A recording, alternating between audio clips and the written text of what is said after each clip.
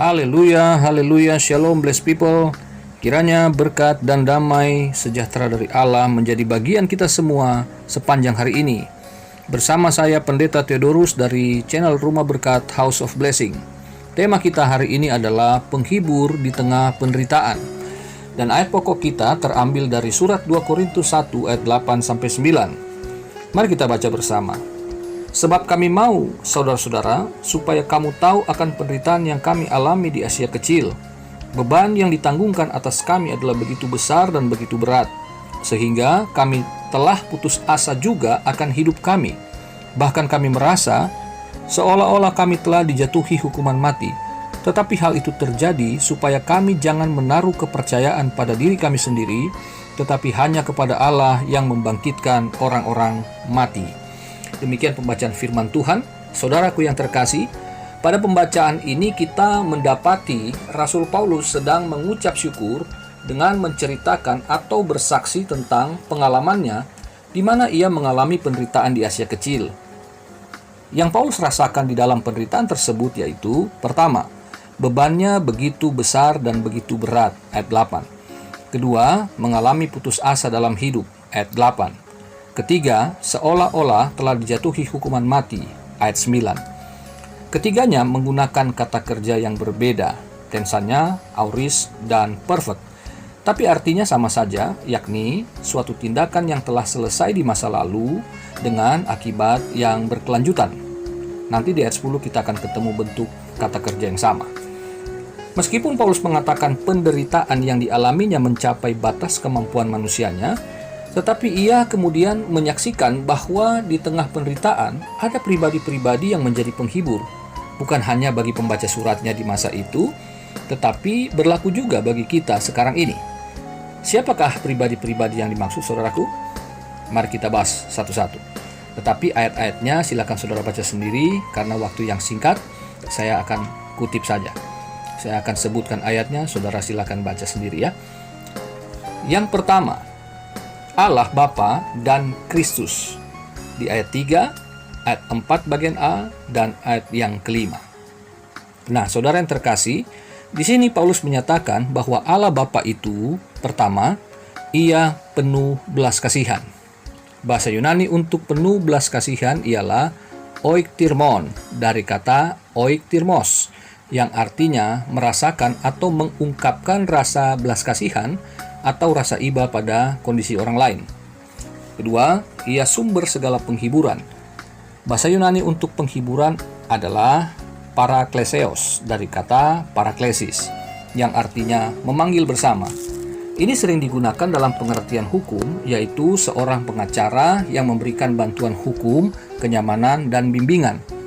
Dalam konteks ini, arti yang digunakan ialah penghiburan.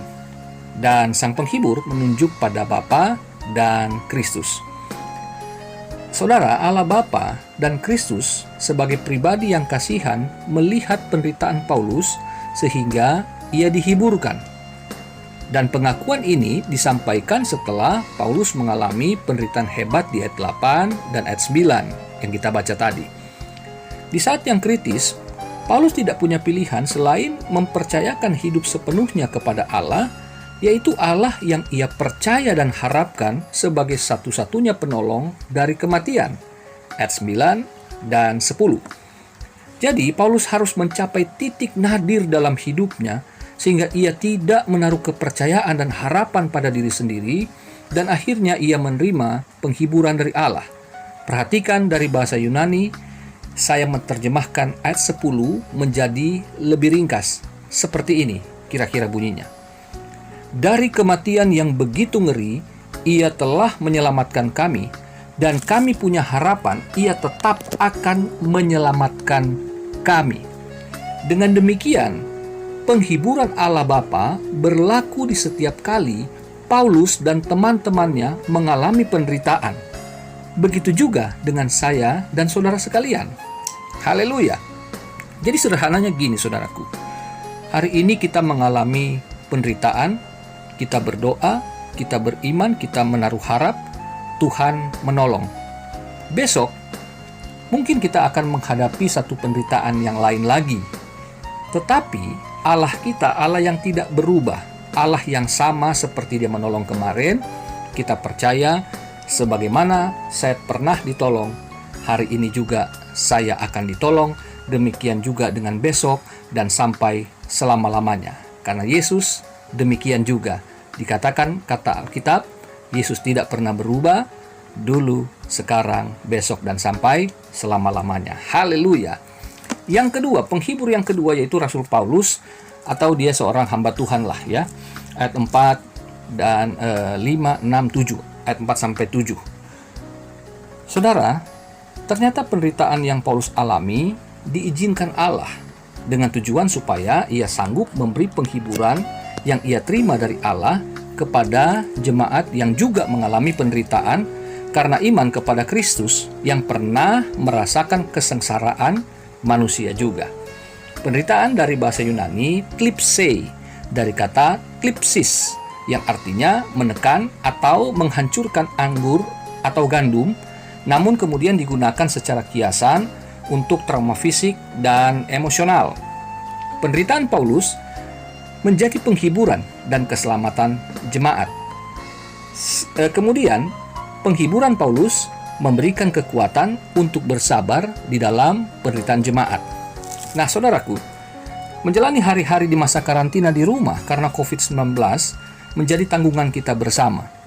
Bukan karena dosa, tapi ini memang kehendak Allah yang harus terjadi, yang harus dialami semua orang.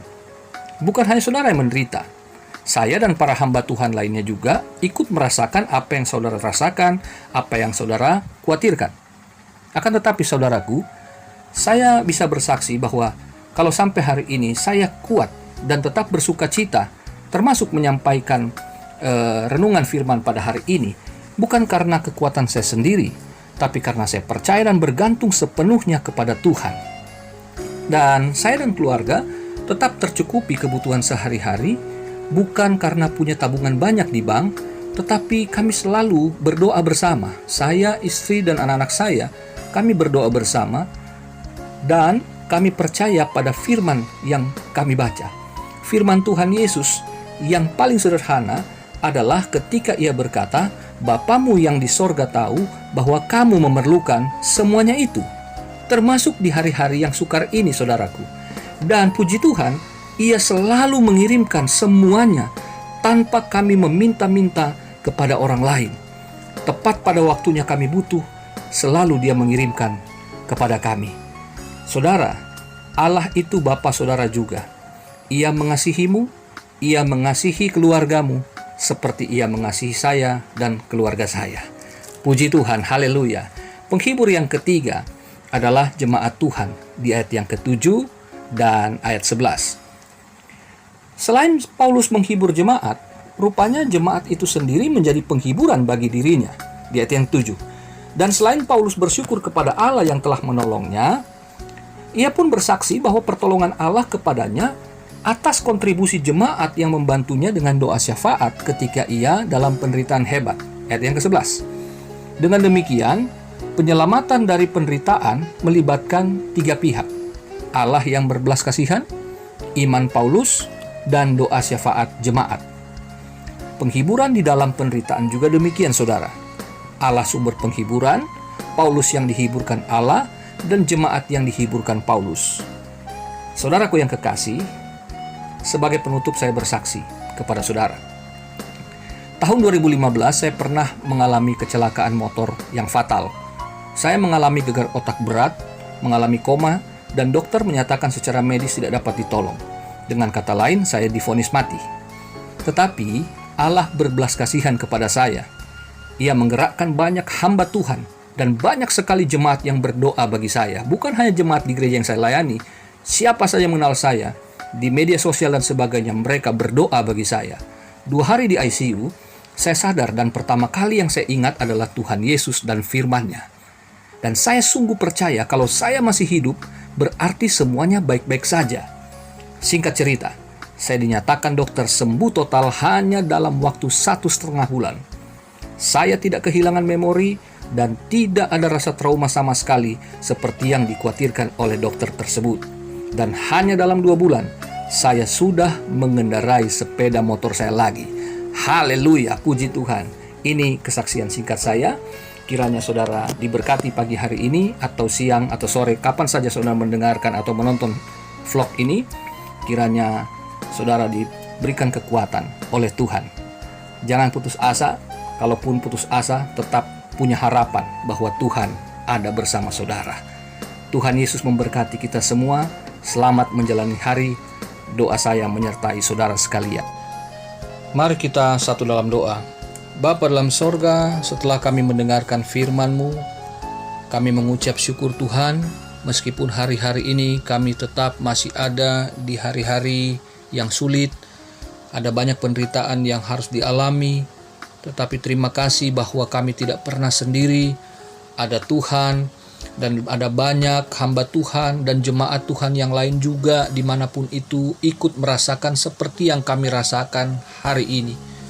Bapa, ajar kami untuk selalu mengingat, sekalipun goncangan demi goncangan datang, tetapi Tuhan tidak pernah meninggalkan kami. Kami percaya sebagaimana Paulus disertai, ditolong, dihiburkan Tuhan, kami pun Tuhan setiap mendengarkan sabda-Mu dari setiap hamba Tuhan. Kami percaya Roh Kudus memberikan kami juga kekuatan. Roh Kudus memberikan kami penghiburan dan sukacita damai sejahtera-Mu. Bapa, berikan kami Tuhan kemampuan, kekuatan untuk tetap bukan hanya bertahan, tapi kami mau meningkat dalam iman percaya kami kepadamu. Karena kami belum tahu dengan pasti kapan COVID-19 ini akan berakhir. Berita-berita yang kami dengar, justru Tuhan semakin lama masa karantina ini. Tetapi kami percaya bahwa Yesus yang pernah menderita demi kami, pernah merasakan apa yang kami alami, maka kami pun pasti akan diberikan kekuatan untuk dapat menanggungnya. Meskipun tentu tidak akan pernah sebanding dengan penderitaan Kristus. Mari Bapa, berkatilah setiap umat-Mu, setiap kami yang mendengar, yang menonton vlog ini.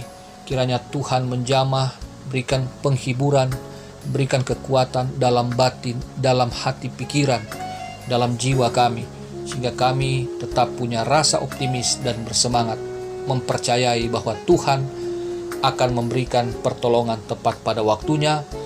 Bukan hanya penyakit disingkirkan, tetapi juga kami yang sakit lain, kami mengalami penyakit-penyakit yang lain, kami juga dijamah oleh Tuhan, disembuhkan oleh Tuhan, sebagaimana Tuhan kami berdoa bagi mereka yang menderita COVID-19. Demikian juga kami percaya bantuan Tuhan bagi kebutuhan secara jasmani bagi kami dan untuk kesehari-harian ketika kami tidak dapat bekerja, kami tidak mendapatkan penghasilan sebagaimana biasa. Kami percaya Bapa di sorga memperhatikan dan mengasihi kami, dan kami tidak akan berkekurangan. Kami percaya firman-Mu Tuhan Yesus. Haleluya. Bapa, berkatilah pemerintah kami, berkatilah para dokter, berkatilah Tuhan sukarelawan semua yang menangani virus COVID-19.